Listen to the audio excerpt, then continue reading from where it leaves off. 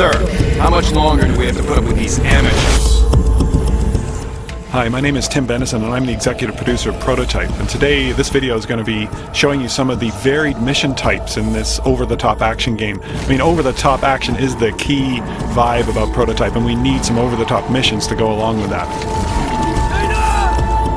So the first type of mission we're showing here is a rescue mission, which involves a chase, and it shows Alex's locomotion abilities going after this leader hunter. It's a major chase through much of Manhattan, and you really got to keep on your toes to keep up with him. Now, one of the cool things about this chase is you've got the military after you as well, and they finally catch up to both you and the leader hunter, and there's this giant battle in the streets of New York against some pretty heavily mutated creatures. So we end the rescue scenario with some heavy combat that shows off some of Alex's attack abilities. You see him doing the giant karate chop move with the blade arms, which is one of the attack powers. The cool thing about these brawler hunters is they can actually throw stuff at you.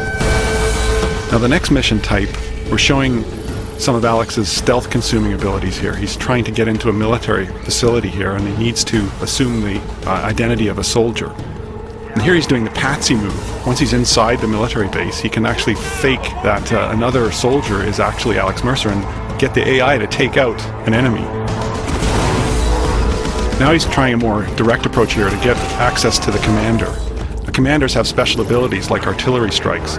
Here we're going to destroy a base, which is one of the objectives of this mission, by using the artillery strike ability of the commander. Roger, ground forces. Clear targets and ready to fire.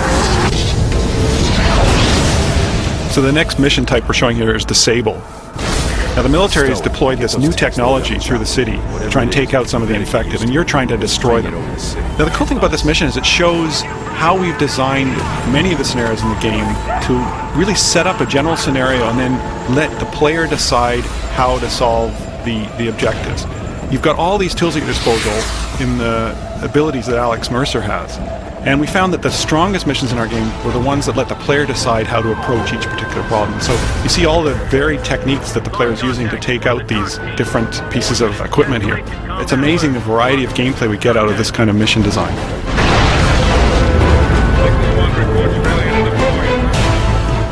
The next mission type is Protect, and this is Dr. Raglan, one of the major allies of Alex Mercer, and he must protect Raglan at this part of the story. He can't let anything into that glass chamber. So he's using every firearm at his disposal, every ability at his disposal against some mutated hordes that are coming in from all directions, even from the ceiling. So this is a pretty furious fight inside a contained environment. It really sets off the combat in the game.